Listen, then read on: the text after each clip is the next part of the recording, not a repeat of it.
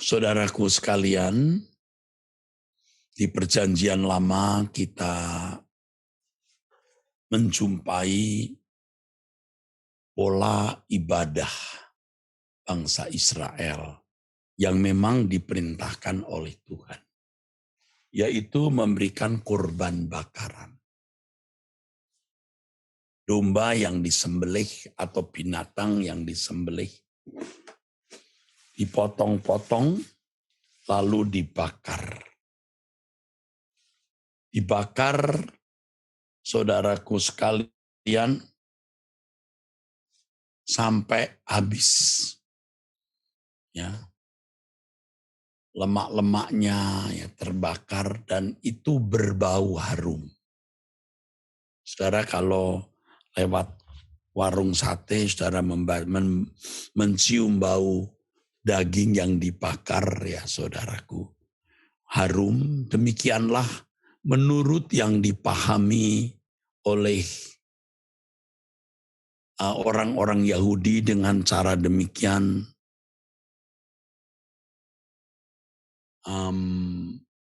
menyenangkan hati Allah.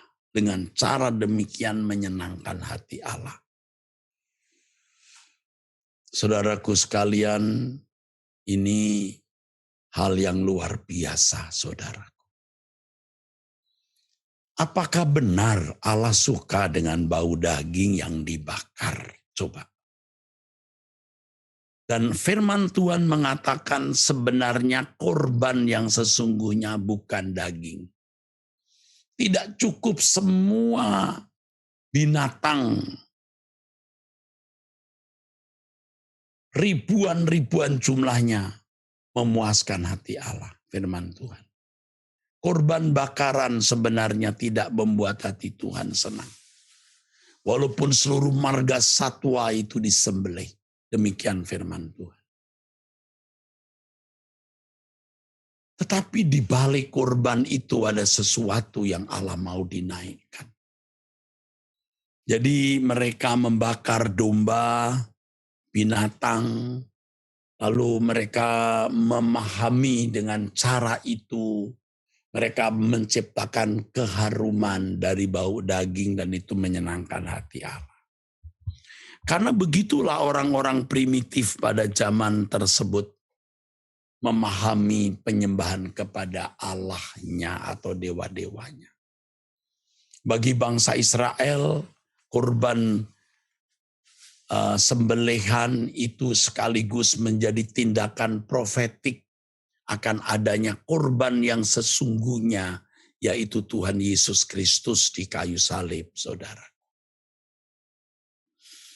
Nah, sebenarnya di balik binatang atau hewan yang disembelih dan dibakar, ada sikap hati yang itu diperhatikan oleh Allah. Yang itu diperhatikan oleh Allah. Sikap hati, saudaraku. Sikap hati. Nah, di sini kita baru mendapat jawaban mengapa korban Kain ditolak dan korban Habel diterima. Berpuluh-puluh tahun saya mengerti kisah ini bahkan sejak kecil. Tetapi kita tidak pernah tahu mengapa korban Kain ditolak dan korban Habel diterima. Dulu guru sekolah minggu saya kalau bercerita di sekolah minggu ya, mereka berkata korban Kain ditolak sebab buah dan hasil tanamannya busuk-busuk. Itu yang dulu waktu sekolah minggu saya dengar.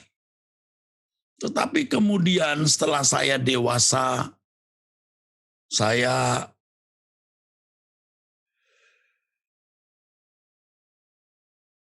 tidak menemukan kata busuk-busuk itu di Alkitab, saudaraku. Loh, di Alkitab tidak ada kata busuk-busuk. Kenapa guru sekolah minggu dulu menceritakan itu busuk-busuk? Saya tahu sebabnya. Karena guru sekolah minggu saya waktu saya kecil tidak menemukan alasan mengapa korban Kain ditolak dan korban Habil ditolak.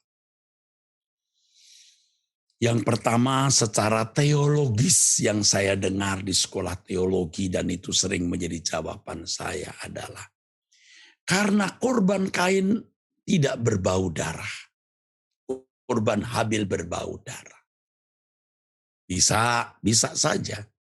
Karena ketika Adam dan Hawa di Taman Eden untuk menutup ketelanjangan mereka, binatang yang dipotong. Bukan dedaunan, bukan tanaman, tetapi binatang yang dikorbankan dan kulitnya untuk pakaian. Manusia yang telanjang, yang telah berbuat dosa, saudara. Itu jawaban secara teologis, masuk akal juga. Benar juga, karena menjadi tindakan profetik.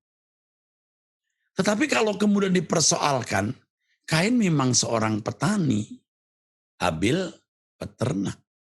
Ya tentu hasil yang diberikan itulah yang dipersembahkan.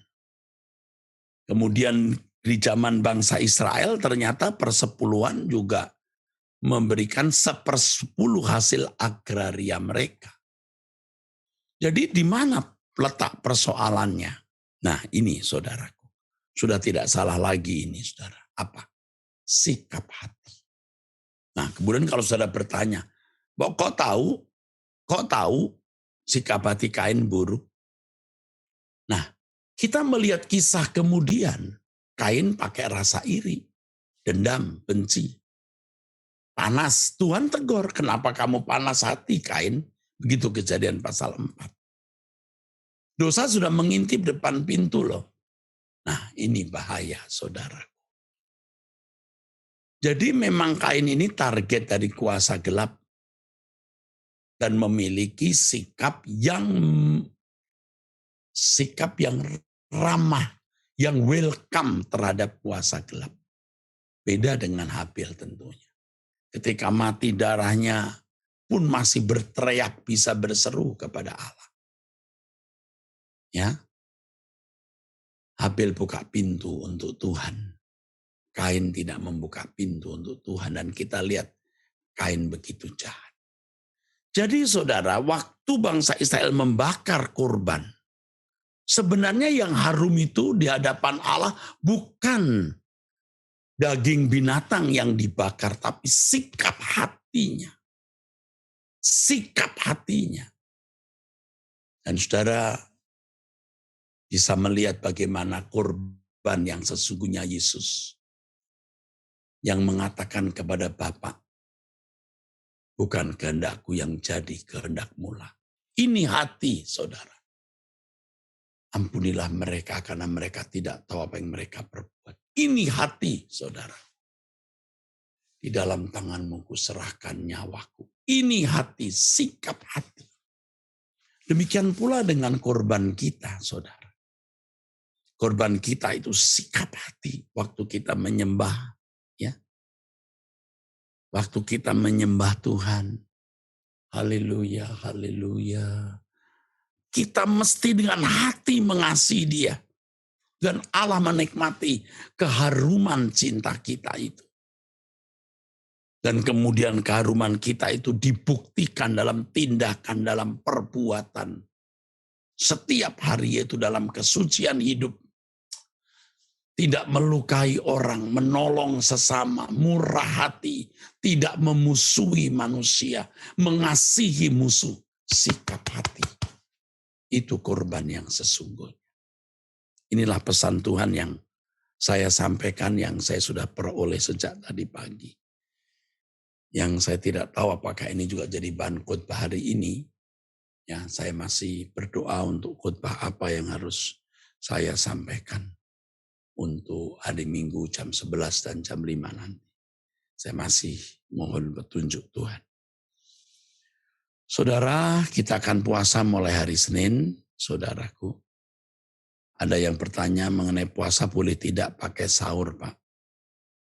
Saudara, kita kalau membaca Alkitab, tentu Tuhan Yesus yang jadi teladan kita. Dia puasa 40 hari. Tidak dijelaskan Apakah dia 12 jam, 14 jam, atau 24 jam, atau 36 jam, atau 48 jam? Tidak ada. Apakah minum air putih, tapi juga minum air manis? Tidak dijelaskan. Mengapa? Nah, ini penting untuk saudara tahu. Saya tahu jawabnya. Saya juga selama ini tidak tahu jawabnya. Saya berdoa, ya, dan pada dini hari sekitar sekitar jam 3 pagi, saya mendapat jawaban itu kira-kira. Dua hal yang saya peroleh dini hari itu. Yang pertama soal yang tadi, bahwa sikap hati kita itu penyembahan, maka saya mengangkat tangan dengan hati yang mencintai dia, dan saya terus mencintai dia, dan saya tahu saya sedang membakar keharuman. Itu satu. Yang kedua yang saya peroleh mengenai puasa. Tuhan mengajar begini. Mengapa 40 hari di dalam Alkitab tidak disebutkan Yesus itu makan puasa berapa jam? Sebab yang penting puasa bukan tidak makan atau makannya, tapi sikap hati di mana kita membutuhkan Allah.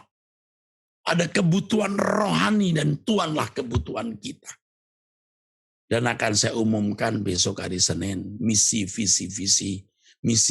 kita dalam puasa itu. Yang penting ada satu beban untuk menghampiri Allah, untuk mencari wajah Allah. Saudara boleh sahur, juga boleh tidak sahur. Yang penting sepanjang hari siang sampai sore Anda tidak makan. Ada yang mau makan jam 5 silahkan, mau jam 6 monggo. Kalau di asrama STT Ekumene, banyak mahasiswa, mereka biasanya kalau tidak dalam kondisi COVID ini, mereka kebaktian jam 6:30, 7 dan harus sudah makan jam 5-nya. Kalau sudah jam 6 nanti sudah tidak bisa diatur lagi waktunya. Atau kalau malam sudah sulit, saudara, karena jumlahnya ratusan ya. Maka bisa saja jam 5 sore buka puasanya. Dari sorenya atau dari malam. Ya. Atau kalau mau jam 4 saya masih persilahkan. Kalau bisa makan terakhir sore atau malam hari. Lalu sepanjang hari. Yang penting dari pagi sampai sore. Sampai senja tidak makan. Itu yang penting puasanya. Kalau Anda mau pakai sahur boleh, mau tidak sahur boleh. Bagi yang sakit bagaimana Pak? Ya, yang penting sikap hati. Ada dalam keadaan yang tidak memungkinkan puasa di rumah sakit, ya tentu harus minum obat dan lain-lain, harus perut diisi, ya enggak apa-apa. Yang penting sikap hati. Nanti kalau sudah sembuh baru ikut puasa bersama kita. Ya. Selama puasa saya kira boleh minum air putih, tapi jangan air manis. Tidak ada manis-manis ya. Jangan, boleh minum lalu saudara minum sirup, lalu saudara minum jus, ya enggak boleh ya gitu. Ya, air putih saja boleh. Adalah indah kalau bisa puasa sekitar 20-24 jam ya saudara. Dari sore malam, besoknya sore lagi makan. Kita juga bersih ya. Saya dengar-dengar kalau orang puasa itu lebih bisa menghindari COVID, saudara. Tapi yang jelas diabetes turun, ya. Kita diet, ya. Obesitasnya pasti kurang, ya. Kita mau kurangi berat badan, ya. 40 hari itu bisa kurang paling tidak 10 kilo. Maaf 5 kilo. Bisa 5, 10, 15 kilo. Oke, angkat tangan saudara. Bapa memberkati kami. Berkat dari Elohim Yahweh turun atas kami Bapa dalam nama Tuhan Yesus Kristus. Amin. Sampai bertemu nanti jam 11 pagi dan 5 sore. 2 kebaktian saudara harus ikuti. Ya. Tuhan memberkati.